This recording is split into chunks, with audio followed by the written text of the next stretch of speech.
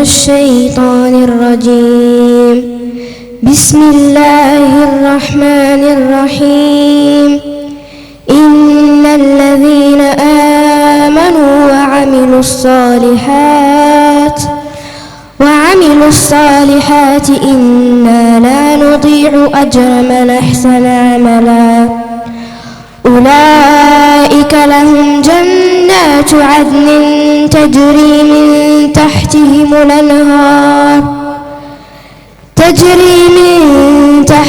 الأنهار يحلون فيها من أساور من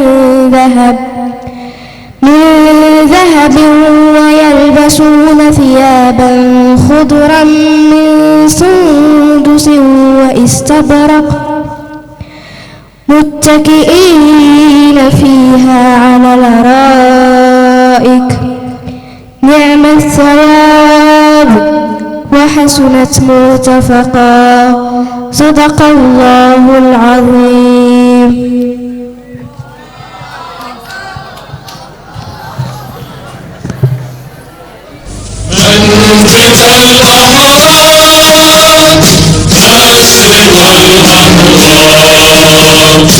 منتدى السؤدد وحدا متداومها عشت في الأوطان بالعلا عنوان تلقى كل جنان تلقى كل لسان بالروح بالجسد هب فتان لب نداء في همي وبدمها وكثر ونار إخوتي هيا للعلا سعيا نشهد الدنيا أنه لا نحيا بشعار الله الوطن الملك. Bonjour tout le monde. Nous recevons aujourd'hui un monsieur qui est d'un calibre inégalable. Un monsieur que moi-même, personnellement, je respecte énormément. C'est un monsieur qui, pour moi, il représente énormément de choses. Monsieur Ali Najab, c'est l'homme dévoué, l'homme fidèle à sa patrie, à son pays. Et c'est ce qui me touche le plus. Alors, encore une fois, merci d'être là, monsieur. Merci d'avoir répondu à notre... Merci d'avoir répondu à notre appel, à l'appel de Zenith School. Je vous laisse avec les présentateurs. Oui, merci. Honorable fondateur de notre établissement, éminente directrice générale, chers enseignants, distingués collégiens et lycéens, mesdames et messieurs, il nous incombe l'insigne privilège de vous présenter Monsieur Ali Najab. Officier marocain, capitaine au sein des forces armées royales de l'air. Monsieur Najab a inscrit son nom dans les annales de l'histoire, en consignant par écrit ses 25 années de captivité, offrant ainsi un témoignage poignant sur les conditions de vie des prisonniers marocains à Tindouf, siège du Polisario situé en territoire algérien. À sa libération, son engagement incessant l'a conduit à plaider et à témoigner devant des instances internationales, dénonçant sans relâche la problématique de ses compatriotes demeurés en détention, dans le dessein de les voir retrouver la liberté. En cette journée solennelle, rendons hommage à la présence discernée de M. Ali Najab, en reconnaissance de son courage indomptable, de son amour et son dévouement envers la patrie. Malgré toutes ses souffrances, il n'a pas failli son engagement indéniable. Saluons également son œuvre mémorielle, source d'enrichissement pour nous tous. Méritons nos applaudissements les plus chaleureux, mesdames et messieurs.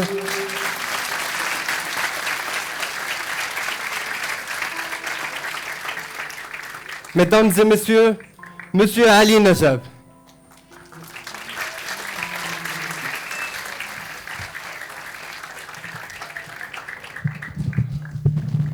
Alors je vais vous dire, mes chers enfants, bonjour.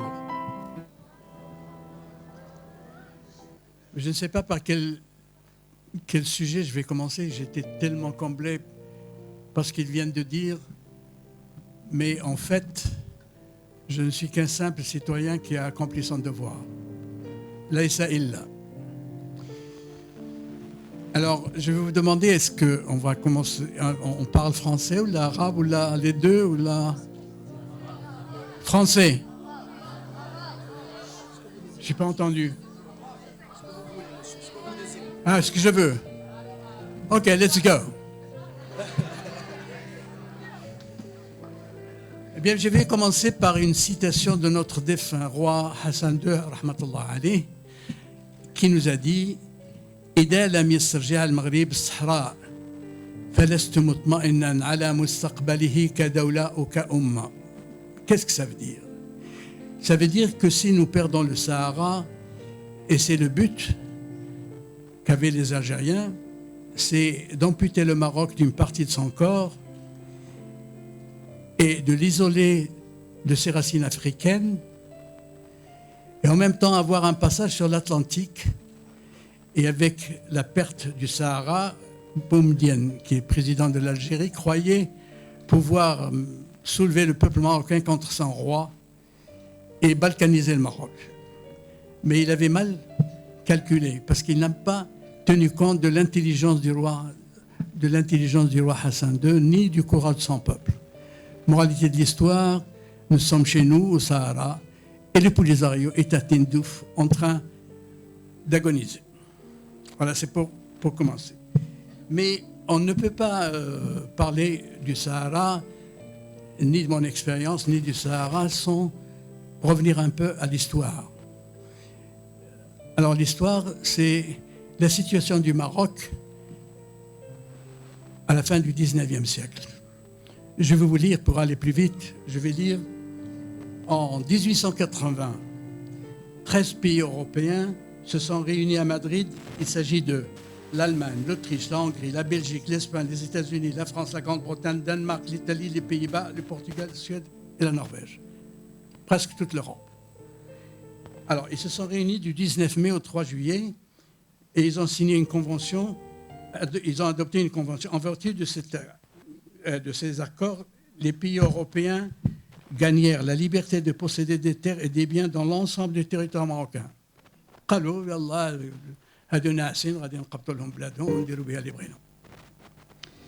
le cadre de la convoitise progressive des puissances européennes sur le Maroc, la conférence de Madrid marqua l'origine et l'internationalisation de l'affaire du Maroc. Alors, ils se sont venus installer sur tout le côté atlantique, sur la Méditerranée, plus l'Algérie. Ils sont venus du côté est pour conquérir le Maroc et le coloniser. De là a commencé la colonisation du Maroc à partir du Sahara, de la côte atlantique, du côté méditerranéen à partir de la frontière, et avec l'Algérie après l'accord entre la France et l'Espagne, durant les conventions de Madrid, on a ensuite celle de Berlin, la conférence de Berlin, et celle d'Algésiras. Ils se sont réunis là pour morceler le Maroc entre l'Espagne et la France. Revenons à la marche verte.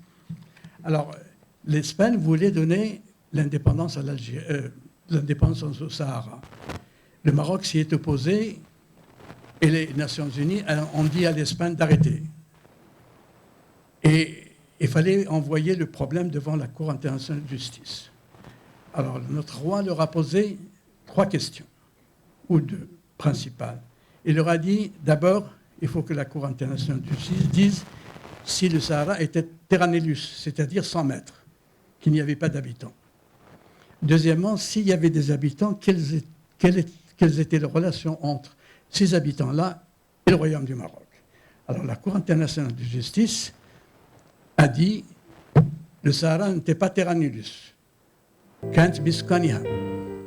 السؤال الثاني ما كانت العلاقة بين هؤلاء السكان والعرش المغربي؟ قالوا كان البيعة. وما بعد رجعوا للسطر avec des arrière-pensées قالوا بلي ما وجدناش اثر ديال السياده المغرب على الصحراء.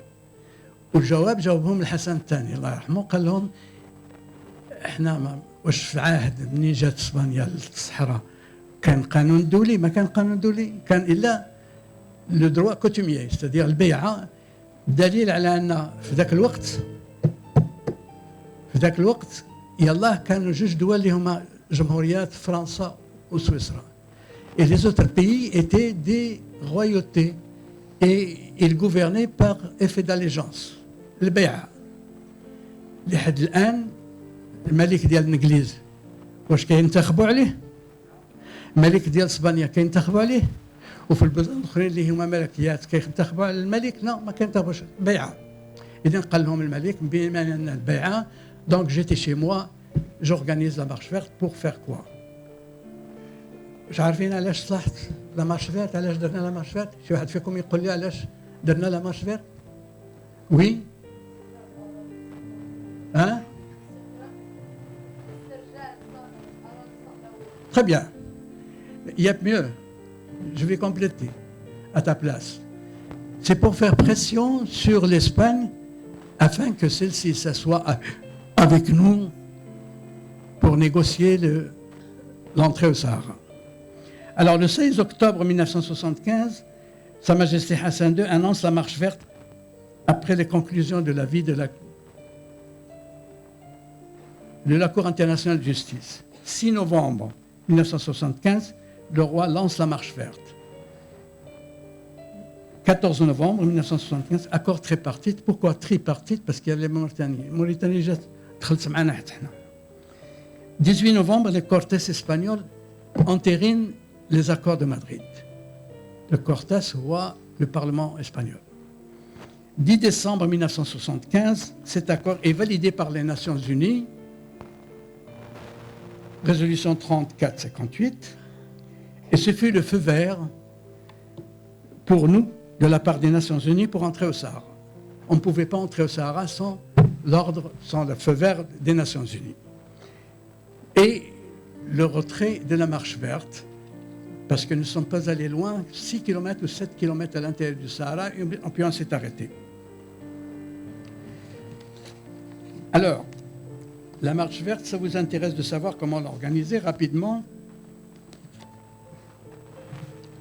Eh bien, l'ONCF avait mis 10 trains par jour pour acheminer les gens à Marrakech.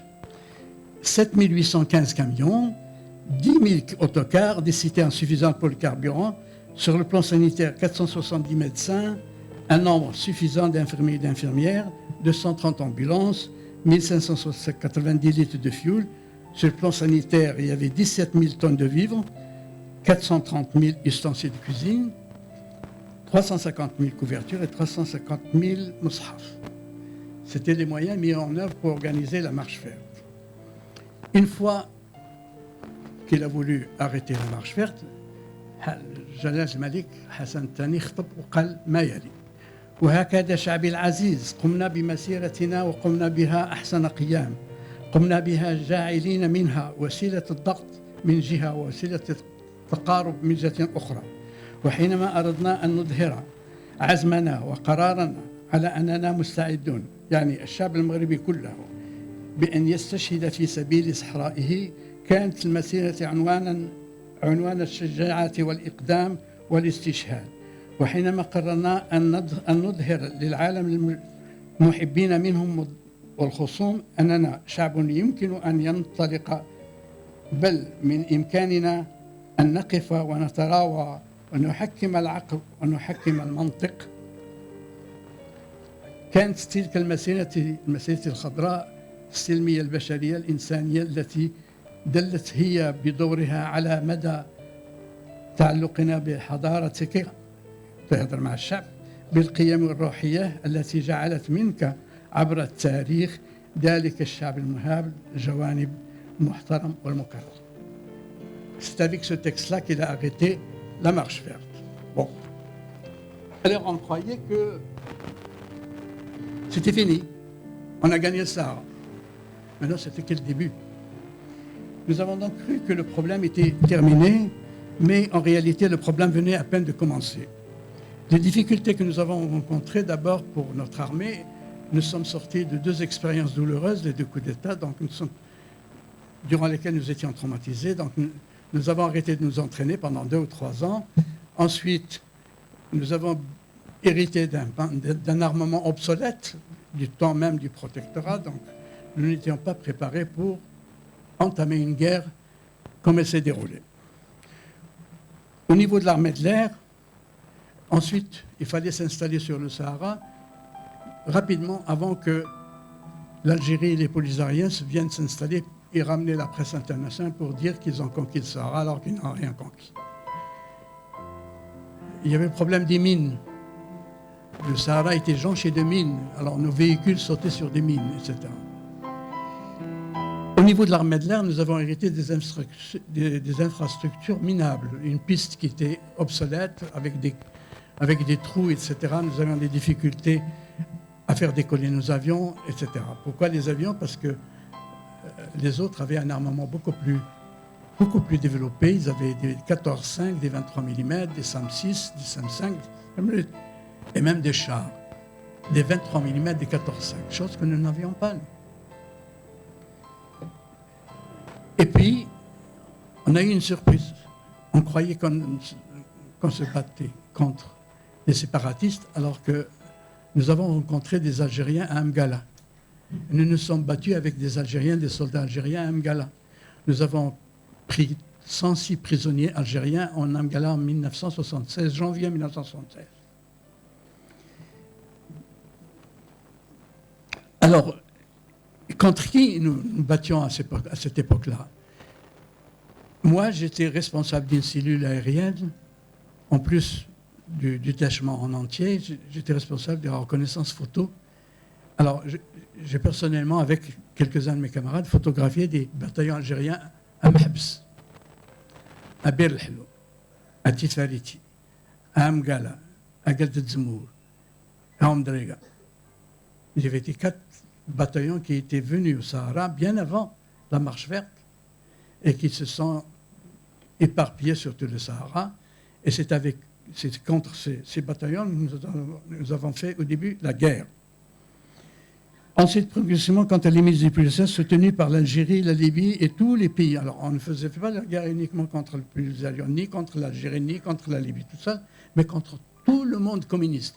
Tout le monde communiste, l'URSS, la Yougoslavie, l'Allemagne de l'Est, le Cuba, l'Amérique du Sud, l'Angola, et tout le monde communiste, que ce soit en Afrique ou ailleurs, eh bien, ils étaient contre nous, entre nous.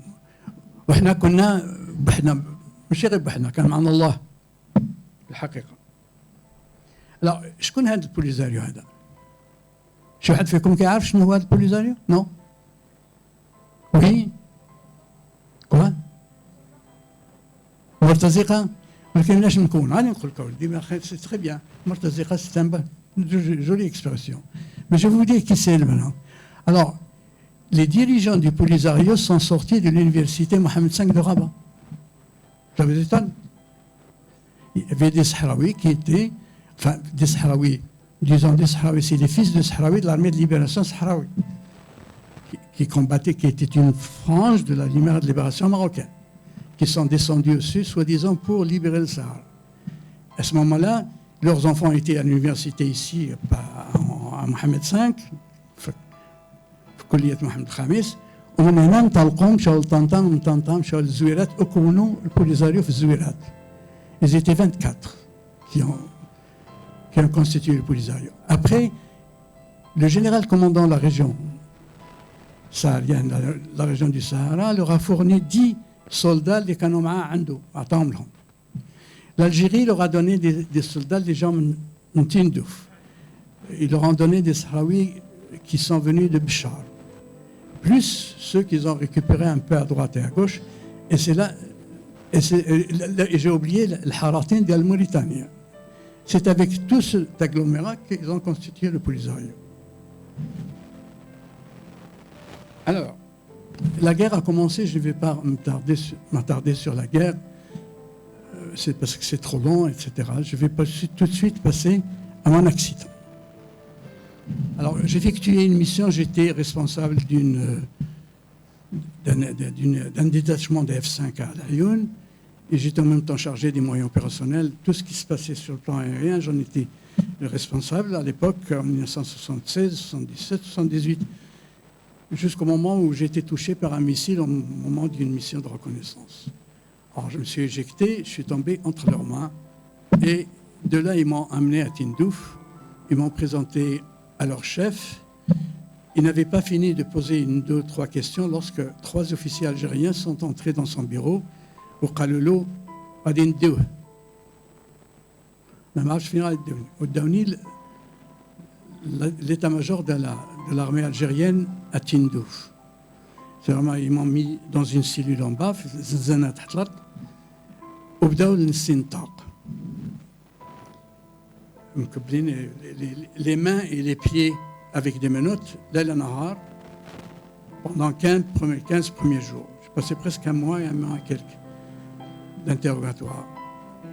Alors, qui m'interrogeait? 3 officiers algériens, avec leurs uniformes. Alors, ils ont commencé par essayer de m'intimider psychologiquement, etc., avec des insultes, etc., insulter notre roi, nos institutions, le peuple, tout ce qui se passe. Comme un peu ce qui se passe actuellement, c'est la radio algérienne pendant cette période de propagande. C'est exactement pareil, sinon un peu plus salé, si vous voulez. Quand ils n'étaient pas contents de la réponse que je leur donnais, ce qui était le cas souvent, on me ramenait dans la cave et on m'envoyait 2 hommes voilés pour me tabasser, etc.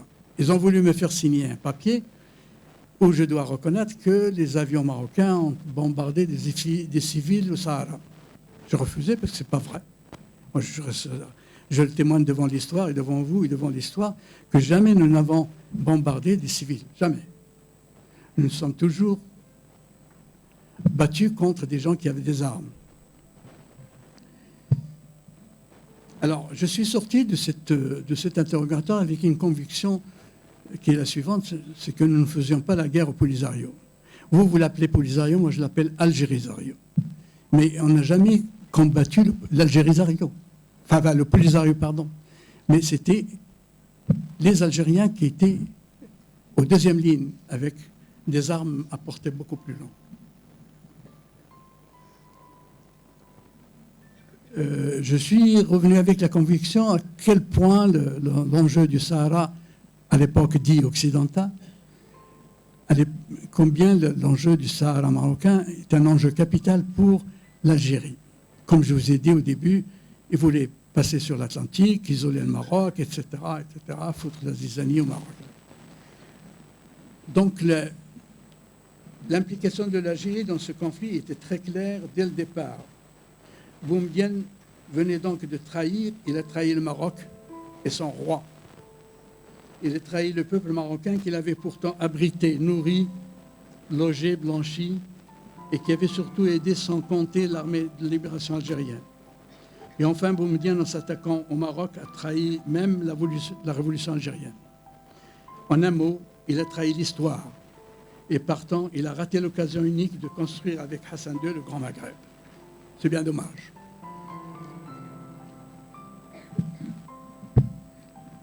Alors de là, ils m'ont ramené chez le Polisario.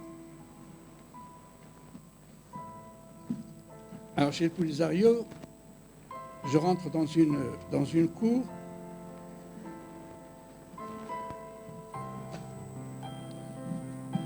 Et j'ai reçu un choc. Pourquoi ? Je me suis retrouvé devant quelques 400 prisonniers marocains entassés dans des trous, dans des fosses, sans toit, dans un état piteux, sale, cheveux longs et des barbes hirsutes, la plupart pieds nus, encore pleins de boue fraîche, les têtes emmitouflées dans un morceau de tissu crasseux, en guise de turban, laissant apparaître des visages tristes, avec des yeux hagards, agrandis par la peur, faisant apparaître un état de déséquilibre mental ou psychique. هذه الحالة اللي فاش وجدت أصدقائي الجنود المغاربة حفار لأن كانوا كيحفروا التراب باش يديروا البريك وقالوا لهم هذوما لي شامبر ديالكم فاش تبدا تنعسوا بدون سقف تحت الشمس الحارقة في الصيف والبرد القارس في الشتاء. Je vais donc me résigner à accepter ma nouvelle vie. Je devais oublier que j'étais capitaine, pilote de chasse, mais un simple prisonnier, piteux, sale, aux cheveux longs et barbe hirsute comme eux. Je devais comme eux supporter les poux, les punaises et les cafards, avec la hantise d'être piqué à tout moment par un scorpion ou mordu par une vipère, il y en avait, et dormir sur des morceaux de carton comme eux, avec constamment la faim au ventre. Ces soldats avaient déjà vécu dans ces fosses sans toit pendant 6 ans, constamment exposés au soleil brûlant de l'été, au froid rude de l'hiver. Des conditions d'hygiène lamentables, pas de salle de toilette. Les prisonniers étaient obligés, tous grades confondus, de faire leurs besoins, sinon votre respect, et je passe sur cette main, les uns en face des autres, se regardant comme des chiens de faïence, ou le blanc dans les yeux. L'eau était très insuffisante. Je suis resté 8 mois sans me laver. 8 mois. De jour, les prisonniers étaient soumis aux travaux forcés, constamment fouettés. Fouettés avec un câble, c'était un fouet fait avec 4 ou 5 câbles électriques tressés. Voici un témoignage tiré du rapport. Alors, il y avait une ONG qui appartenait à la femme du président de la République française, M. Mitterrand, Daniel Mitterrand. Elle avait la ONG, s'appelait France Liberté. France Liberté est une ONG qui a aidé le Polisario depuis 1976 jusqu'en 2003. Elle est venue, elle a vu des prisonniers, et puis elle a envoyé elle a vu des prisonniers travailler, ils lui ont expliqué ce qu'ils faisaient. Et puis au retour à Paris, elle a envoyé une commission d'enquête pour faire un rapport sur les conditions de vie des prisonniers marocains. Je cite un passage du rapport de Mme Mitterrand. Nous avons vu, je cite, « Nous avons pu constater que non seulement les règles minimales relatives au travail des prisonniers ont été ignorées, mais qu'en outre, les prisonniers de guerre marocains ont toujours été et restent toujours, c'est-à-dire aujourd'hui, en 2003, soumis au travail forcé. Ainsi, tout ce qui a été bâti au profit du Front Polisario à Raboni. Raboni, c'était le QG du Polisario au sud Tindouf. Et partout ailleurs, les administrations, les hôpitaux, les écoles, les internats, les jardins, les puits, les fosses septiques, est le résultat du travail exclusif forcé des prisonniers de guerre marocains.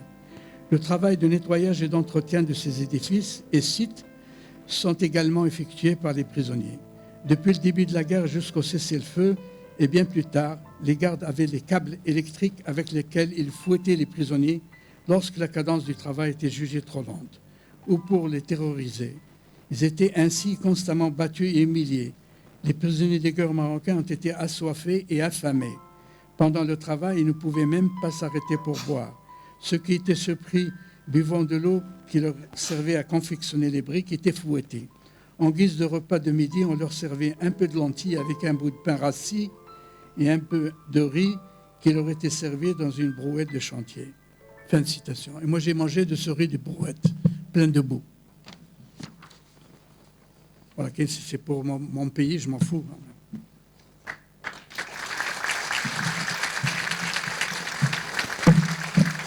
Maintenant, j'arrive à un chapitre qui doit vous intéresser énormément. Comment avons-nous fait pour supporter ce calvaire? كيفاش تتحملنا هذا العذاب وهذا الشيء كامل؟ La foi a joué un rôle déterminant. L'iman. بماذا؟ La foi d'abord en nos capacités intrinsèques, بقدراتنا الشخصية. Donc en nos capacités personnelles et notre background. Everyone has his own background, right? Chacun de nous était porteur d'un héritage culturel qu'il a mis à profit pour développer une résilience.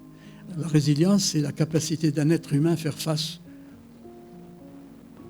aux événements, au traumatisme, à la misère. L'ennemi pouvait nous faire subir les pires traitements, mais il ne pouvait jamais nous empêcher de penser et de réfléchir. C'est grâce à ce degré de liberté que nous pouvions agir sur le milieu qui agissait sur nous.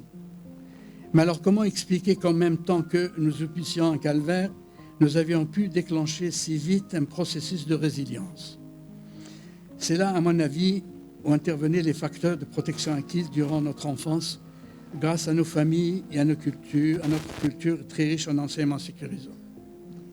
Il est prouvé que le fait d'avoir vécu dans son enfance, il faut écouter, hein, c'est très important là, ce que je dis.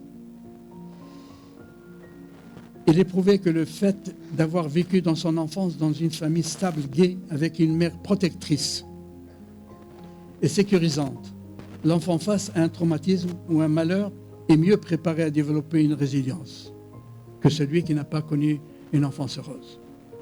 Et ça, c'est Boris Cyrulnik, un psychologue, qui a écrit ça. Il appartenait à une famille de juifs. Les nazis sont venus emporter sa mère, son père, ses frères et sœurs. Il a échappé. Et quand il a grandi, il a fait psychiatre et psychologue. Et qui a dit ça parce qu'il a été pris en charge par une autre femme. Donc, à mon avis, comme dans notre grande majorité, nous étions issus, je parle des prisonniers qui étaient à Tindouf, nous étions tous, ma majorité, issus d'un milieu rural où ces valeurs que j'ai mentionnées plus haut existent. Nous sommes arrivés à développer une endurance et une vraie résilience. لأن كنا من أصلا من البوادي تقريبا كلنا تقريبا وكما قالت واحد المفكرة فرنسية l'enfant de la campagne est roi au Maroc. كيكون أسعد من أبناء المدن والله أعلم. Il y a aussi la foi en Dieu. On dit avec la foi en Dieu, on peut déplacer des montagnes de tourments et de tristesse. La lecture du Coran, par exemple, وكانوا بزاف فينا الأولاد ديال الجبالة وديال البوادي اللي حافظين القرآن. كانوا كيصلوا بنا واللي ما حافظش القرآن كيتعلم منهم. Il n'y avait pas de hiérarchie. Hein? Tout le monde était à la même enseigne. La lecture du Coran, par exemple, et les prières constituent l'antidote, teriaq, de nos misères et de notre anxiété. Puis la foi surtout en notre patrie et son système politique. Parce que l'amour de la patrie et la croyance en elle peut faire d'un soldat un être hors du commun. Mais chérir un soldat, n'importe qui, la croyance, je répète, l'amour de la patrie et la croyance en elle peut faire de n'importe qui un être hors du commun. Parce qu'il s'identifie à quelque chose, à une patrie. Alors, comme je vous cite la citation de Victor Hugo, quand on voit la carte de sa patrie, on y voit le visage de sa mère. Ça, c'est Victor Hugo qui a dit ça. On avait appris par cœur cette citation de Feu Hassan II dont je vous ai déjà parlé. Il a la مسترجع المغرب فلست مطمئن على مستقبل وكذب لك أمة. وقال أيضا les grandes batailles de la vie ne sont remportées ni par les plus rapides ni par les plus forts, mais par ceux qui n'abandonnent jamais le combat. Alors, cette citation, vous pouvez l'appliquer même à vos études. Ceux qui réussissent, ce n'est ni les plus intelligents, si, ils réussissent les plus intelligents, mais pas les seuls à réussir, ni les plus forts, pas les seuls à réussir, mais par tous ceux qui n'abandonnent jamais de réviser et de travailler. Ça, vous pouvez l'appliquer. Et puis il y a la foi en nos camarades d'infortune, la foi entre nous. On se supportait malgré la promiscuité.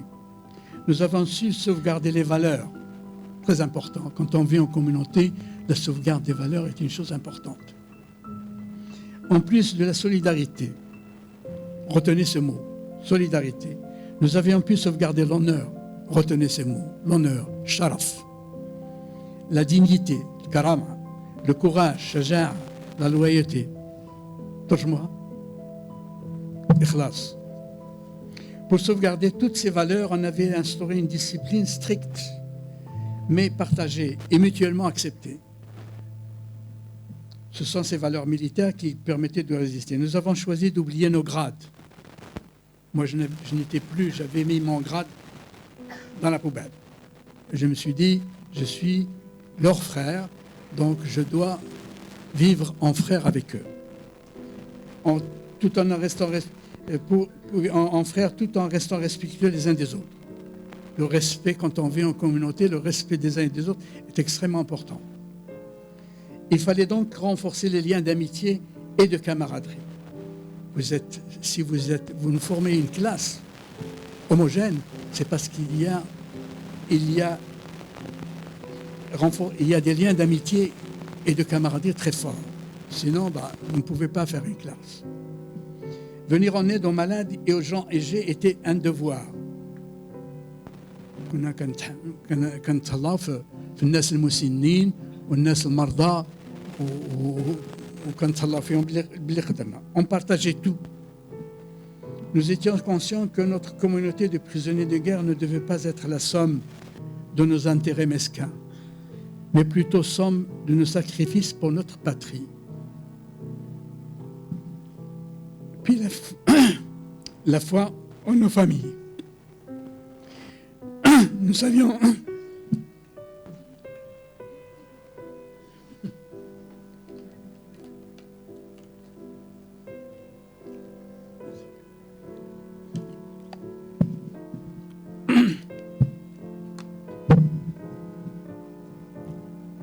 la foi en nos familles. Il faut croire en sa famille. Nous savions qu'elle nous attendait. On dit souvent qu'on revient de loin si quelqu'un vous attend. Ma femme Atira, ici présente, où elle est, à laquelle je rends un vibrant hommage, avait créé un cordon ombilical entre nous deux grâce aux lettres, aux médicaments et aux colis qu'elle m'envoyait avec le CSR, la Croix-Rouge internationale. Sans l'insuline qu'elle m'avait envoyée contre vent et marée, je n'aurais pas été aujourd'hui devant vous ici.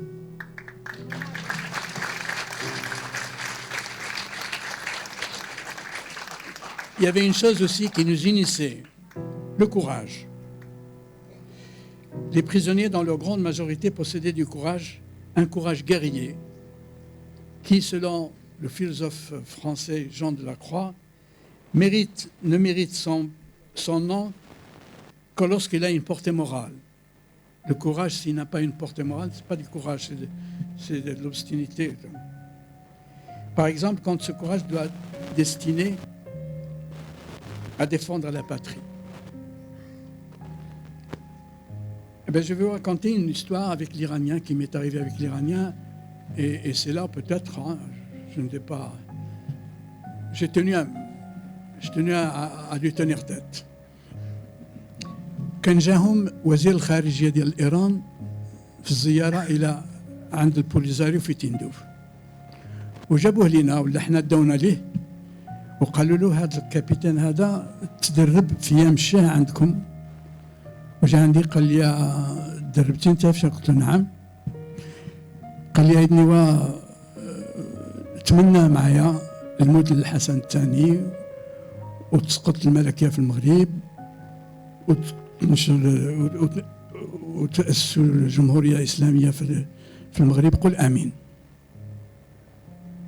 شفت في عينيه نسيت بلي أنا أسير وضرت فيه ما قلت له. جاء واحد من الإيرانيين كان معاه قال لي سعادة الوزير خوك في الإسلام. قلت له ما أنت خويا في الإسلام ولا هو خويا في الإسلام ولا كان الإسلام ديال الخميني هو الإسلام أنا خارج منه.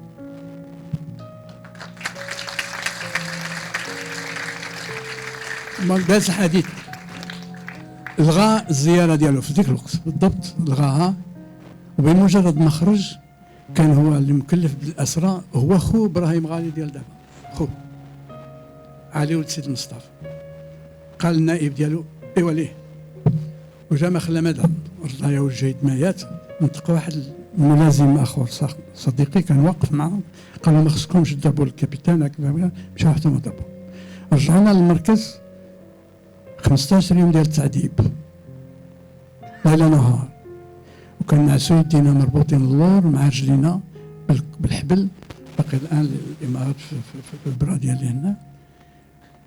ومنين وصلت 15 يوم نفخو يدينا وشي، وصفت مدير الامن، صفت النائب ديالو عندنا وشاف الحاله ديالنا، خرجنا من تماك دارنا في الزنزانه المشتركه لمده 11 شهر.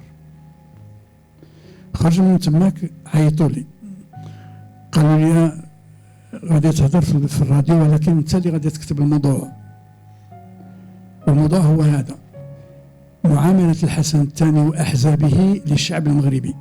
غادي تكتب صفحه ولا صفحتين وتقراهم في الراديو. قبت انا الورقه ورميتها له على وجهه.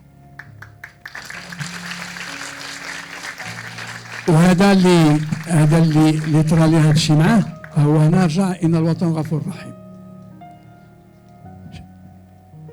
من تما عيط للقائد الحراسه قال له ما بغاش يهضر، قال لي اما تهضر واما نكتب العقوبه. قلت له كتبها.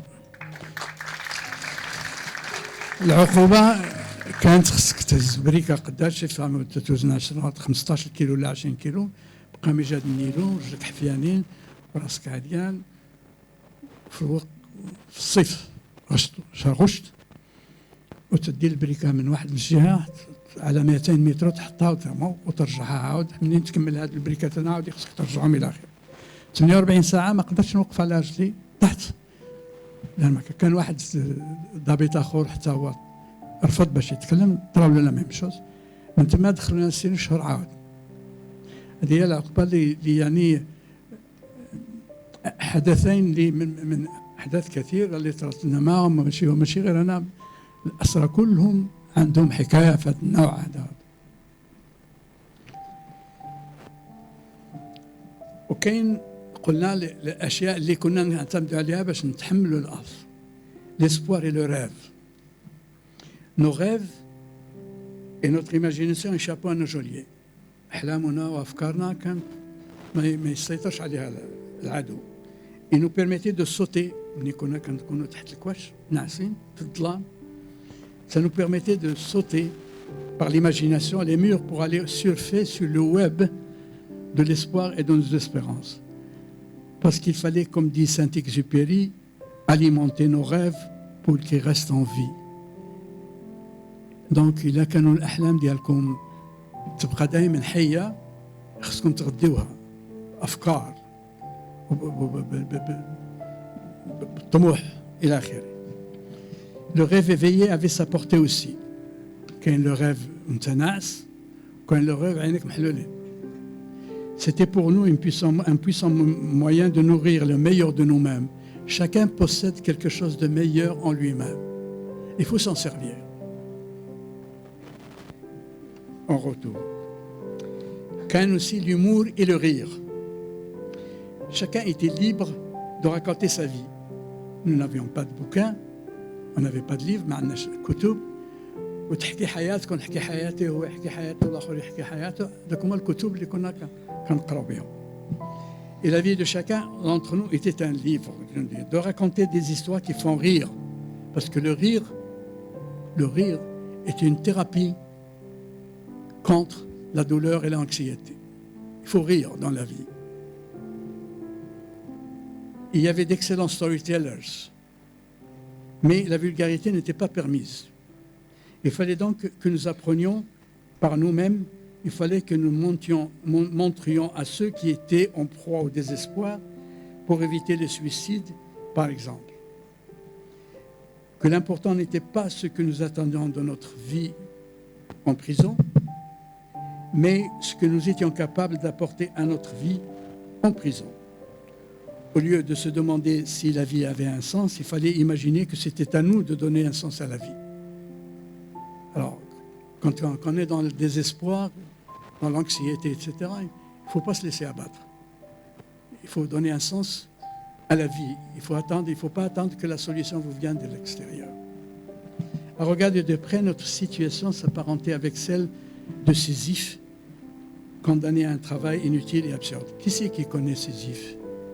Sisyphe. Ça ne vous dit rien, Sisyphe? Bon, quand vous serez en terminale, si vous apprendrez aussi, vous lisez Camus. Camus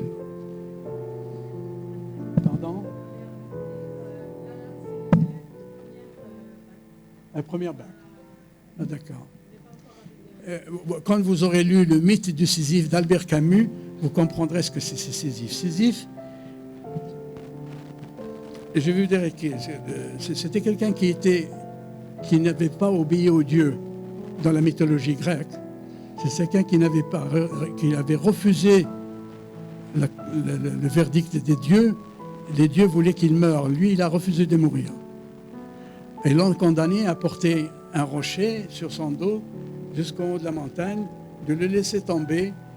Quand il est en bas, il le reprenait, il le remettait sur son dos, il le remontait en haut, et ainsi de suite. C'est-à-dire de faire un travail absurde. Alors nous ici, nous étions marqués par la répétition, condamnés à accomplir constamment les mêmes gestes, à travailler sans arrêt comme des forçats. Lundi, mardi, mercredi, jeudi, vendredi, samedi, dimanche, puis le lendemain, il fallait recommencer. Donc des jours, il y avait 25 ans, c'est 9125 jours. Des semaines, des années qui se succédaient en boucle, 25 années durant. Donc à effectuer un travail interminable, inutile, absurde et sans espoir. De longues années nous passaient sous le nez, sans que nous puissions y investir quoi que ce soit, ni pour notre pays, pour notre avenir, ni pour nos enfants, ni pour notre pays. Alors, comment faire? Il fallait que chacun de nous trouvât, au fond de lui-même, la clé pour passer du statut de victime au statut d'homme libre. Quand vous êtes dans une situation douloureuse, difficile, il ne faut pas vous prendre en victime. Il faut essayer de trouver en vous la clé pour franchir l'obstacle et aller dans une situation d'être libre. Au risque de me répéter, notre destin de prisonnier de guerre s'apparentait au destin de Sisyphe, un héros absurde, parce qu'il a accepté de faire un travail absurde pour échapper au châtiment des dieux. Du point de vue de Camus, Sisyphe est donc un homme libre. Quand vous ne faites que ce que vous pensez, vous êtes libre. Nous aussi, prisonniers de guerre, nous étions des héros absurdes condamnés à répéter consciemment les mêmes gestes qui n'ont ni sens ni but. De ce point de vue, nous avions gagné ce degré de liberté que j'ai mentionné au début et en même temps gagné le combat contre nos geôliers. Donc nous avons, même en prison, nous avons gagné le combat contre nos ennemis. Pourquoi? Parce qu'ils ne pouvaient pas nous interdire de réfléchir ou d'être libres intérieurement. Bon, dans l'attachement à la vie, nous dit Camus, Albert Camus, il y a quelque chose de plus fort que toutes les misères du monde.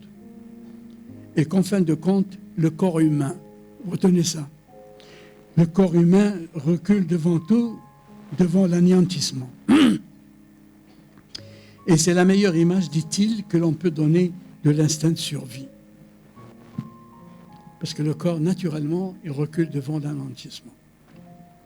Et c'est ainsi, et cet instinct de survie dont nous parle Camus, qui était pour nous aussi notre instinct de survie dans le gel de Tundouf en Algérie. J'arrive à la conclusion. J'espère que je n'ai pas été long.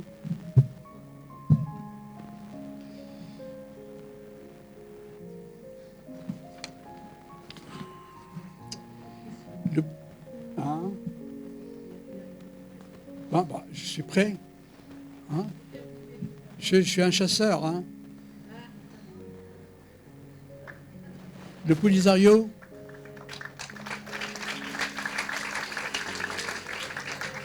Alors la conclusion, je vous prie d'être attentifs parce que c'est presque un cours de classe. Le Polisario a été créé dans une conjoncture particulière du temps de la guerre froide. L'Algérie de Boumedienne fut chargée de concevoir un squelette. La Libye de Kadhafi lui a fourni les muscles, mais ni l'un ni l'autre n'a pu lui fournir une âme. Yas'alounaka 'ani r-ruh, qul ar-ruh min amri rabbi. Donc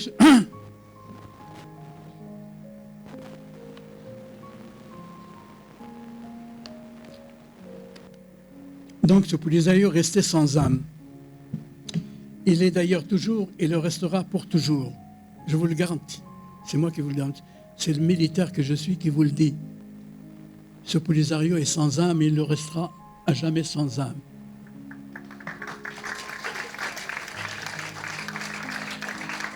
Aujourd'hui, il est où? Il est où aujourd'hui? Il est à Tindouf, en Algérie. Et s'il est en dehors du Sahara, c'est très important, la phrase est très importante. C'est parce que la terre qu'il revendique ne l'a pas acceptée. C'est-à-dire qu'il a eu un rejet naturel, voire même biologique, même si l'Algérie lui fait greffe sur greffe. De nos jours, il est en réanimation en Algérie, avec le régime militaire algérien à son chevet.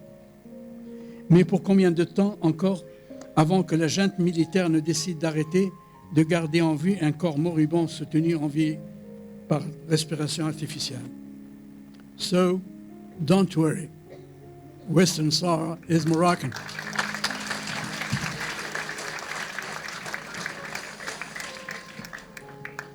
Et ce qui nous intéresse aujourd'hui, c'est de nous demander à quel prix. Très important, vous qui ne connaissez pas, qui n'avez pas senti l'odeur de la poudre, vous devez vous poser la question, à quel prix avons-nous récupéré le Sahara?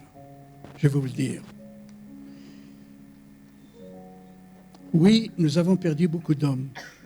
Je ne vous donnerai pas le chiffre, parce que c'est un chiffre gardé par l'état-major. Donc je ne vous le donnerai pas. Mais ils sont nombreux. Et les blessés aussi. Des veuves aussi. Des orphelins aussi. Nous avons beaucoup d'orphelins, de militaires qui sont tombés en champ d'honneur. Nous avons beaucoup de veuves dont les maris sont tombés en champ d'honneur. Nous avons beaucoup de femmes dont les prisonniers ont passé 25 ans en Tindouf. Oui, nous avons perdu beaucoup d'hommes, des hommes valeureux, sincères et dévoués, comme le sont des êtres de lumière et d'exception. Pour conclure, voici mon message. Notez-le. Nous, Marocains, du haut de la pyramide jusqu'aux simples citoyens, nous avons un devoir de mémoire et de reconnaissance envers ces gens-là, nos martyrs, et envers tous ceux qui ont donné quelque chose à ce pays ou ont sacrifié leur vie pour lui. En somme, une dette. Nous avons une dette envers ces gens-là. Et pour nous acquitter de cette dette, il faudra pérenniser ce devoir de mémoire et de reconnaissance, condition sine qua non pour forger chez les citoyens marocains et les générations montantes, surtout chez les jeunes que vous êtes, le sens de la citoyenneté, le sens du devoir, le sens du dévouement et du sacrifice. Valeurs qui constituent le fondement du patriotisme. Et merci.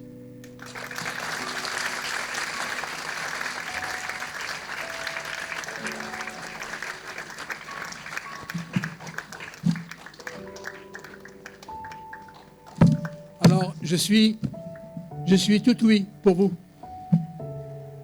I'm here to listen to you.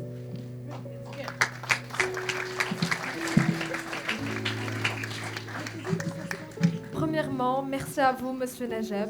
Comme vous vous en doutez, un grand nombre d'élèves ici ont des questions à vous poser. Vos voix enrichiront ce moment d'échange unique. Je laisse donc la parole à mes camarades. N'ayez pas peur, posez toutes les questions qui vous passent par la tête.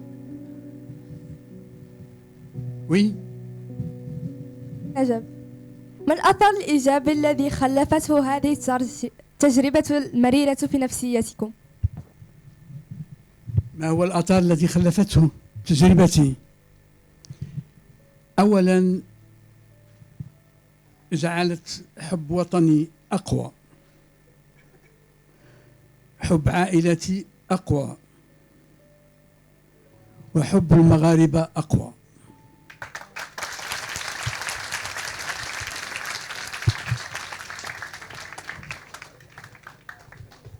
J'ai la profonde gratitude de vous adresser cette question.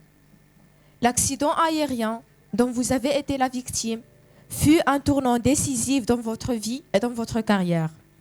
Après la triste expérience de votre emprisonnement et votre libération, avez-vous continué à travailler au sein des forces royales armées? Ou avez-vous eu des regrets par rapport à votre engagement? La deuxième partie de la question, je ne l'ai pas saisie. Non, la deuxième partie. Ou avez-vous eu des regrets par rapport à votre engagement? Où? Non, il y a Ibnati, pas de regret. Pas de regret. Si c'était à refaire, je le referai demain.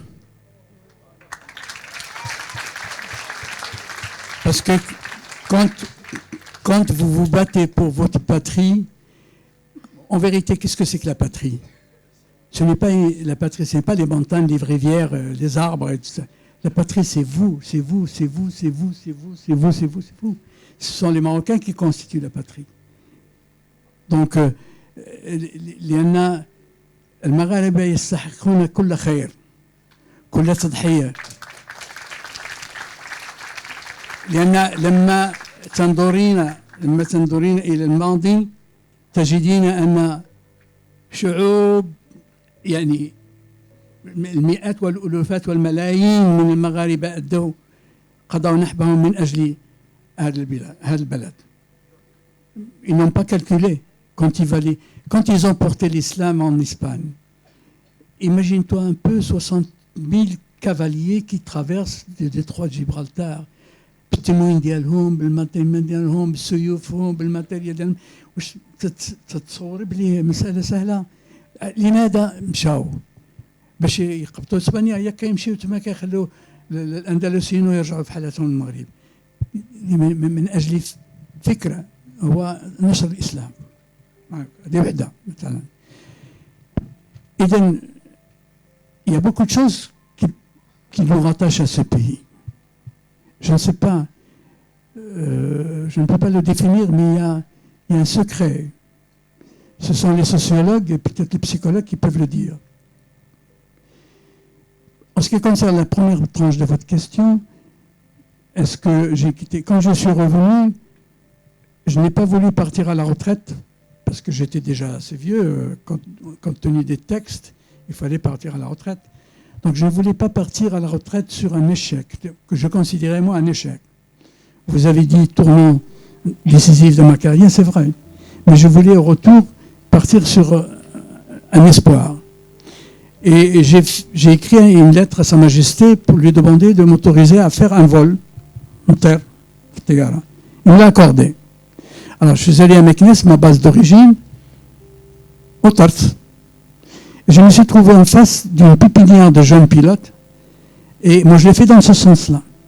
Je voulais que ces pilotes sachent que malgré les 25 ans de détention dans des conditions abominables, je n'avais pas perdu de vue mon arme, je n'avais pas perdu le vol, l'avion, l'ambiance des pilotes, etc. Je voulais leur donner un espoir en leur disant, voilà, votre capitaine, il a passé un calvaire de 25 ans, mais il a demandé à voler. Donc, l'espoir continue. Et c'est cet espoir que je voulais leur transmettre.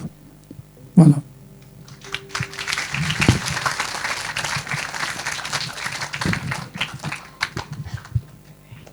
كيف واجهتم الاضطهاد التعسفي والممارسات الإنسانية من طرف جبهة البوليساريو طيلة 25 سنة من التعذيب؟ انت واقيلا كنت ناعسه ملي كنت كنهضر رانا قلت لك الايمان بقدراتنا الشخصيه، الايمان بالله، الايمان باصدقائنا، الايمان بالوطن،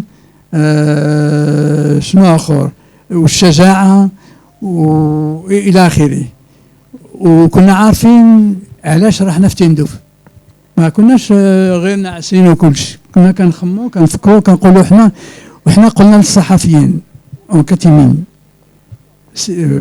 براسنا مع الصحفيين كنقولوا قولوا للدوله ديالنا والمسؤولين ديالنا الا خصكم تعترفوا بالبوليساريو باش تخرجونا من هنا، حنا ما خارجينش. ولا نموتوا هنا ولا تعترف الدوله ديالنا بالبوليساريو. Voilà.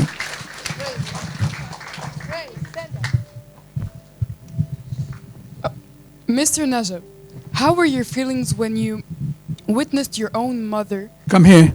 Yeah.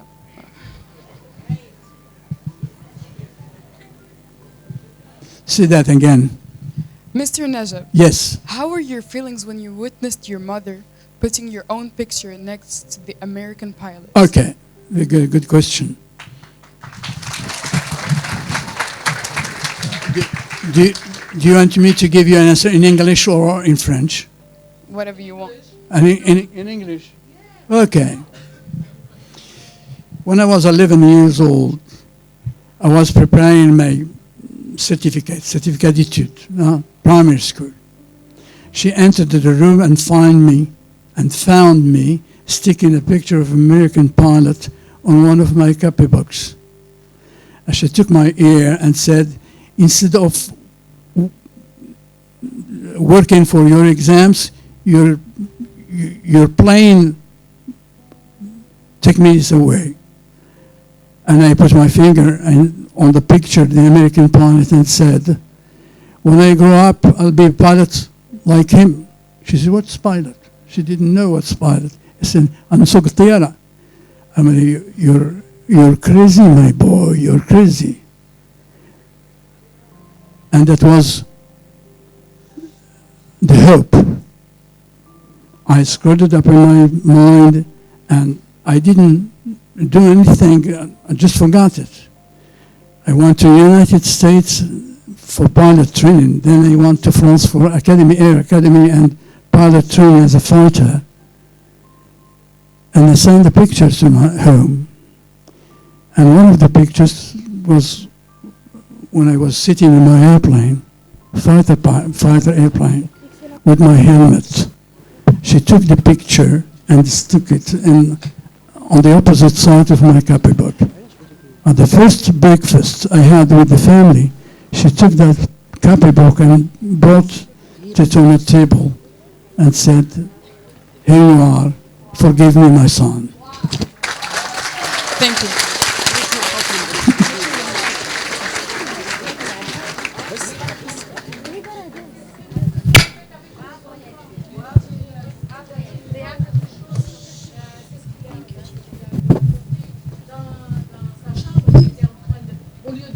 Elle lui a dit que, elle l'a vu avec une photo d'un pilote américain et elle est entrée, elle lui a dit واش في عوض ما تخدم جالس انت كتشوف ليا في هاد سميتو ديها في الخدمه ديالك. Donc lui ce qu'il a fait c'est que il lui a dit انا ملي نكبر غادي نولي pilote. Ou d'ailleurs c'est ce qu'il a fait, il est devenu pilote. Bravo. Parce que quand vous avez un rêve, le rêve, vous le rejetez dans votre subconscient. Are you following me? Vous le rejetez dans votre subconscient et puis vous l'oubliez. Eh bien, ce rêve que vous avez rejeté dans votre subconscient finit par forger votre destin. Pas toujours, mais dans la plupart des cas, c'est comme ça. Vous avez quelque chose enfoui dans votre subconscient qui vous fait travailler dans le même sens que ce que vous avez souhaité au départ. Vas-y, monsieur. Mais attention, hein, il ne suffit pas de penser que vous allez être Einstein, que vous allez devenir Einstein.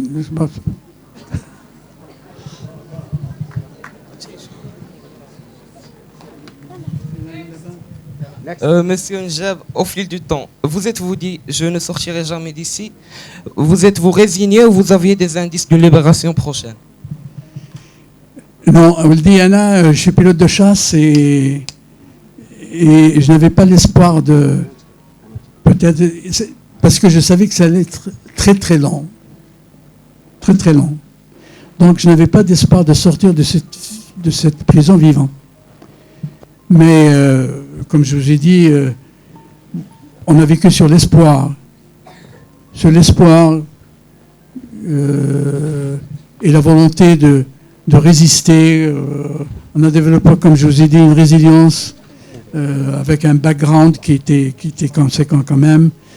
Mais j'étais sûr, si je vais sortir, je sortirai parmi les derniers. Parce que mon dossier était lourd. N'oubliez pas que j'étais responsable des opérations aériennes et je veux, sans me jeter des fleurs, avec mes camarades pilotes de chasse, que nous étions à Lyon, nous avons tenu la dragée haute au Polisario. Croyez-moi.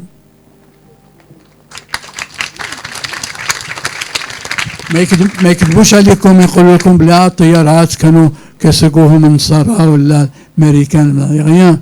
C'était tous des Marocains, أولاد المغرب، أبناء المغرب.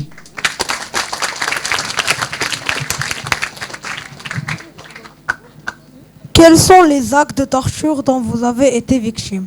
Étaient-ils plus physiques ou psychologiques? Bon, c'est certain, durant l'interrogatoire, c'est... Durant l'interrogatoire, ils étaient psychologiques et physiques. Mais quand vous avez notre montre à nous, et s'était arrêté le jour où on a été capturé. Le temps n'avait pas d'importance pour nous. Le soleil se levait au-dessus du mur, il se couchait au-dessus, sur le mur, sur l'autre mur. Le temps, certes, circulait dans nos veines, mais on l'a complètement ignoré. Alors, au fur des ans, comme tu dis, nous avons essayé de trouver en nous-mêmes la foi, le courage, etc., de résister, etc. Et à la fin du lot, on s'est aperçu que ce temps que nous avons négligé, lui, il ne nous a pas négligé, puisqu'il nous a vieilli. Quand on se regardait, on avait complètement changé. Mais encore une fois, il y a toujours cette aspirine, hein, qui est l'amour de la patrie qui nous sauvait. Et puis la famille. Je vous ai dit que quand vous savez que quelqu'un vous attend, même s'il est trop loin, vous finissez toujours par revenir. Et puis je vous ai dit aussi que quand vous regardez la carte de votre patrie, vous y voyez le visage de votre mère, en principe, comme dit Victor Hugo. Voilà.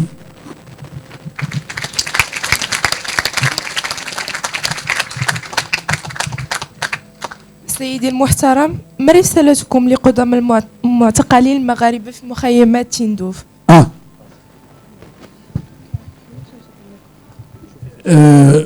مشيت للعيون وجات المدير ديال الإدارة ديال العيون قال لي تجي ندير استجواب معاك ندير في الاستجواب. ومن بعد قال لي هذا السؤال هذا اللي قلتي. قال لي اش غادي تقول بهذاك اللي في تندوف؟ وقلت في واحد الانترفيو درتها مع شادة il y a 15 jours. Elle doit être sur YouTube. Quand la caméra m'a fixé, je lui ai dit écoute, on va نقولها بالعربية ونقولها لكم بالحسانية كاع. قلت لهم يا اخواني المعتقلين في تندوف هذا اللي يتكلم معكم نجاب تعرفوه قبال. احنا بنينا لكم ديور، بنينا لكم مدارس، وبنينا لكم مستوصفات، وقرينا لكم تركتهم تلك هما لي زانفون. هذا كله كامل عدلناه لا لأننا كنخافوا منكم ولا كنخافوا من البوليزاريو، احنا ما نخافوا من البوليزاريو. هذا الشيء كامل عدلناه لأننا نحبكم. أطلب منكم إذن أن تبقوا على عهد باش ترجعوا لبلادكم وتكونوا فيها كرماء ومعتزين ومكرمين.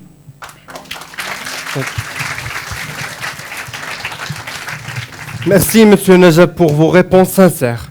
Et pour terminer cette magnifique après-midi en votre présence, sachant qu'un événement historique est cher à votre cœur, nous vous remercions encore. Mais cette fois-ci, en chanson. Un petit moment. Il y a un monsieur qui voudrait vous poser la question, monsieur السلام عليكم سيد نجاد. سيد نجاد الحرم نرحب بك. الهرم في الصبر، الهرم في المقاومة، الهرم بحب الوطن، الهرم بحب المغاربة. في ظل هذه التجربة المريرة اللي عشتي 25 سنة، شفنا كيفاش الوليدات تأثروا بكل ما سردته في المداخلة ديالك. حبذا لو السيد نجاد يستحضر واحد الحاجة اللي بسيطة، شي حد اللي قدم له مساعدة ولا شي حاجة اللي دخلت لك واحد ولو مرة واحدة في 25 سنة فرحة. واش كان شي خبر سمعتي على المغرب او لا شي شخص اللي قدم لك شي مساعده، حتى هاد الوليدات ياخذوا شي حاجه اللي السي نجاد فرح فيها في هاد 25 سنه؟ واش ولا ما كانتش الفرحه كاع؟ المدرسه اللي قريتي، المدرسه الثلاثه اللي قريتيهم في بكيس. Bon, je ne vous ai pas raconté tous les petites astuces, enfin je ne sais pas si c'est des petites ou des grandes astuces, mais واحد الليلة عيطوا عليا مشيت وداوني بعد ما مشيت 30 كيلومتر ودخلوني في واحد الحجرة فيها مدير الأمن ديال البوليزاريو، كان لو بلو غران تورسيونير سيدهم محمد البطل، وجبرت جالس معاه ولد الجماني، واحد من ولاد الجماني اللي التحق بالبوليزاريو. قال لي هاد سيدهم محمد البطل فتح لك الريحة والسجن. فتحته وإذا به كنشوف الدراري صغار منكم شوية كيلعبوا في الساحة ديال المدرسة، كانت مدرسة. قال لي انتوما والملك ديالكم كتعتبروا هاد الولاد ولادكم؟ ما جاوبتوش. قال لي يا ولد الجماني عليك الأمان يا نقيب، قول له اللي في راسك وما تخاف. قلت له نعم، كنعتقدوا بلي هادو ولادنا وهادوك الشياب اللي ليه ودوك العيالات اللي ليه حتى هما مواطنين مغاربه. قال لي قلت له ايه. قال لي غادي تمشي 16 من اصحابك وترجع انت وواحد الخمسه منكم تقرروا هاد الولاد هادو تديروا المحاربات الاميه.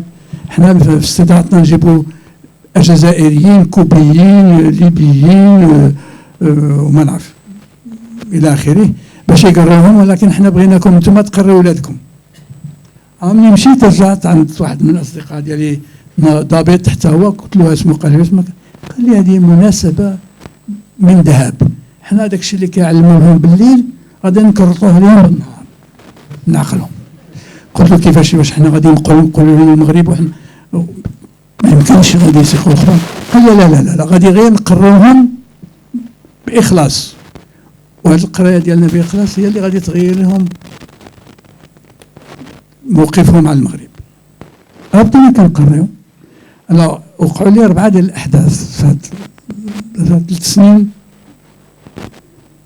الحدث الاول كنت في القسم مع دراري صغيورين، كنكتب في السبوره وانا كنسمع واحد من البنات، جابوا لي 9 ديال البنات من ليبيا، جراو عليهم من ليبيا كبارات 16 17 عام، كتبكي وكتغوت. درت كيما وانا نجبر واحد الحارس، هز عليها واحد العصا وبغى يضربها، قال لها نباطحين على كرشها وبغى يضربها. مشيت انا قبت له ديك العصا، هرستها على 2 ولحتها من السجن وقبضته وخرجته على بر. غادي تقولوا لي علاش درت هذا الشيء؟ لان عرفت انا من خلال لو جيست كو جو في غادي تمشي تعاودوه في المخيمات عند والديهم وعند احبابهم في المخيمات. اي سا سي اون بومب. رجع مشى جاب نائب المدير، قال لي مالك مع هذا الحارس هذا؟ قلت له كيف قال لي غادي نمشي ندير التقرير ديالي وانت وزهرك. مشى رجع يومين من بعد قال لك المدير ما بقى حتى شي واحد يدخل عندك، ممنوع يدخل عندك شي واحد، ولا دخل عندك شي واحد خرجوا واحده. دونك ربحنا. الحدث الثاني جا هذا مدير الامن هذا سيدي محمد البطل بالليل، شعلوا الجروب باش يجي جايب لي الدفاتر فاتحهم في نفس الصفحه. كنت كنقريهم انا الانجليزيه وصاحبي الاخر كيقريهم الفرنسيه والاخر كيقريهم السبليونيه الى اخره. وانا جبتهم كنت انا كنصور لهم for you I used to draw them a tree, a cat, a dog, a triangle, a rectangle, a star,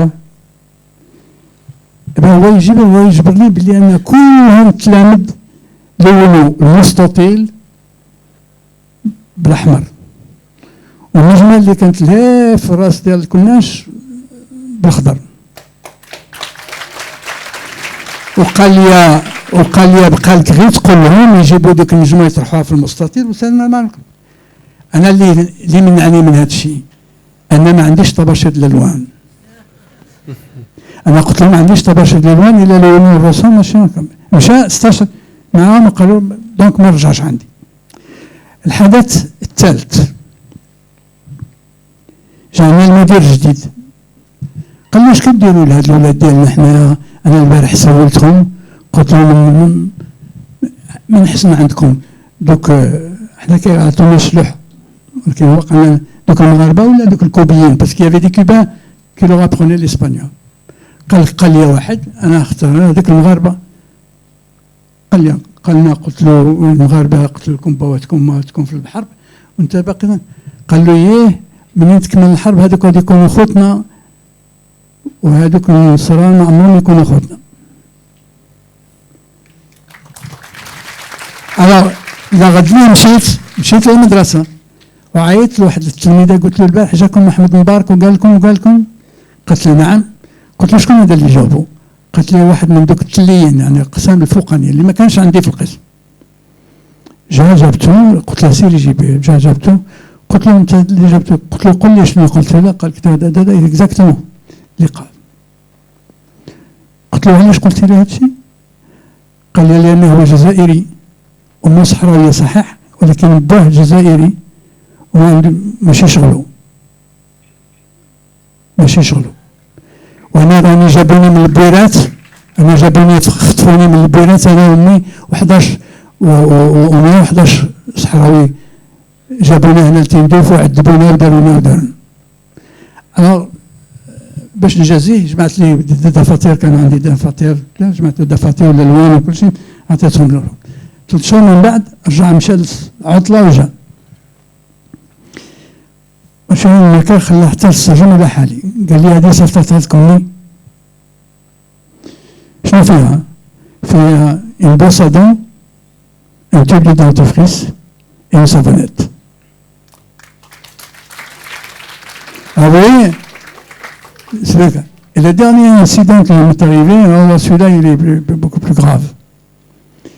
J'ai un مدير ثقافة soi-disant مدير ثقافة إبراهيم كتلاس جاء وقف قال لي انت ما تدخلش خليني ندخل عندهم. ودخل عندهم بحال هذا القسم بحال هكذا قال لهم منين يدخل عندكم الاستاذ ديالكم قولوا بصوت واحد مرتفع الجبهة البوليزاريو ستنتصر. يلا قال لي ادخل عليهم. دخلت ولا واحد قال كلمة ولا واحد نطق بكلمة وبقى يسبهم وينعلهم وجو خرجهم تما داهم على بعد 15 كيلومتر زول لهم الصندالات ولي شوسير وقال لهم رجعوا للمدرسة عندنا في مد شرغشت. بقى 3 أيام من بعد رجعوني للمركز. الوغ سي با فيني. رجعت نطلق واحد النهار واحد الرجل تيدق في الباب مشات ما شكون اللي حل قال لي بغاك واحد الراجل. مشيت دخلت انت نشوف فيه قلت له مختار نافع. قال لي هي مختار نافع واحد من التلاميذ ديال اللي كانوا عندي في تندي. قلت له انت جيتي ديجا؟ قال لك انا جيت قبل منك 2000 انت 2003. قلت له دخل جبنا عندي الماء ديال الاتاي الصحراوي كيسان صغار والبريق ماشي البراد البريق. قلت له قال لي لا انا اللي ندير لك انت هو الاستاذ ديالي ما يمكنش خليك. قلت له بغيت نسولك محمد مبارك علاش جاوبتوا ما بغيتوش تقولوا محمد مبارك ابراهيم كتلاس داكشي اللي قال لكم؟ قال لا ما يعنيه هو جزائري وما صحراويه ولكن ما يعنيه وما بغيناش نجرحوك. ومن العناوين ديال في الدفتر كانوا كيسطروا بجوج سطور دو لين يسوليني لي تيتر افيك دو لين ان تري روج اي ان تري فير.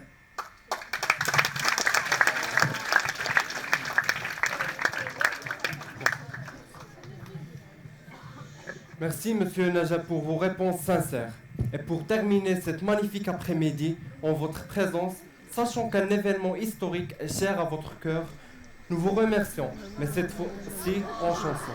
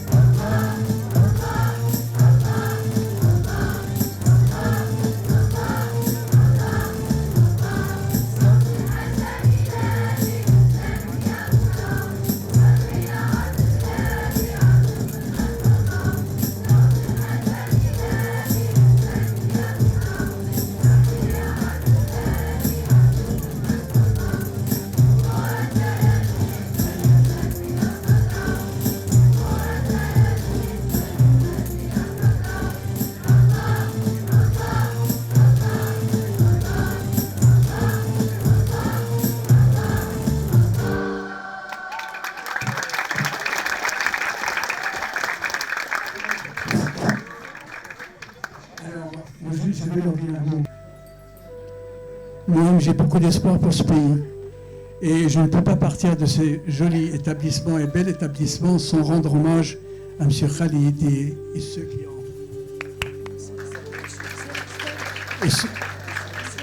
ceux qui ont bâti cette école, et à Madame la directrice qui veille au grain pour la bonne gestion de ce monde. Et à professeurs et à tous les professeurs qui sont là pour transmettre le savoir. J'espère que dans l'enveloppe du savoir, vous allez y mettre l'amour de la patrie.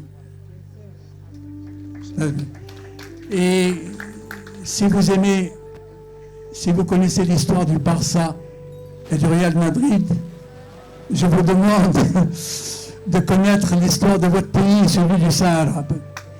Alors, n'oubliez pas, le sport unit, mais l'amour de la patrie unit encore plus. Et je vous souhaite Je vous souhaite un bel avenir et beaucoup de succès dans vos études. Et don't worry. Be happy. À notre tour, nous tenons à vous exprimer, Monsieur Ali Najab, notre gratitude pour votre récit captivant et vos réponses éclairantes, et aussi pour le temps précieux que vous nous avez accordé. Que cette expérience continue à inspirer nos esprits. Bonne fin de journée à tous.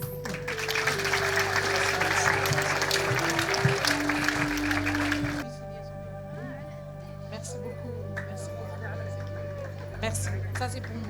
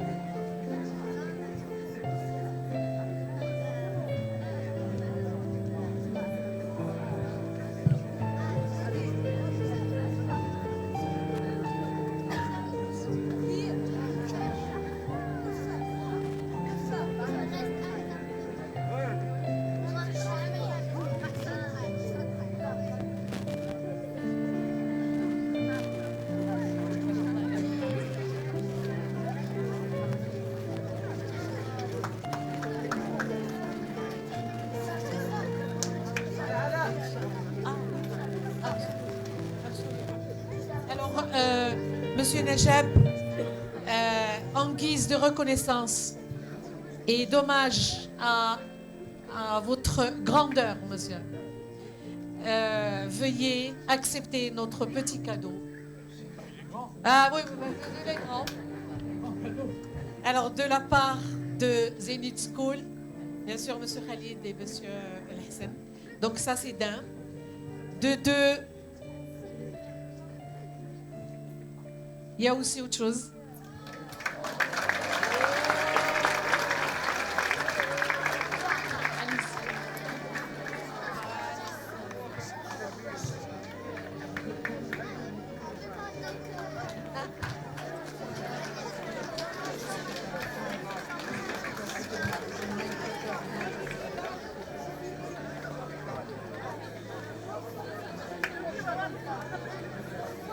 Merci énormément encore une fois. Nous remercions aussi Madame Atiqa, puisque justement elle a accompagné. Madame Atiqa, c'est la femme à Monsieur Ali. Nous la remercions énormément. Merci encore une fois. Je ne cesserai jamais de vous remercier. Hein, donc je ne sais pas comment le dire encore une fois, mais bon. Merci beaucoup. Merci. Ça a été un honneur pour moi d'être devant une pépinière d'avenir. Une pépinière d'avenir que je souhaite être florissant, Inch'Allah, et beaucoup de joueurs de l'équipe nationale, non? Non, ben maintenant il y a l'équipe féminine qui... D'ailleurs, moi j'ai beaucoup de plaisir à regarder l'équipe féminine que l'équipe masculine. Non. Non, les filles jouent avec beaucoup de sympathie. Les hommes jouent avec beaucoup de... Il y a l'agressivité. Ah oui, les femmes ne sont pas agressives.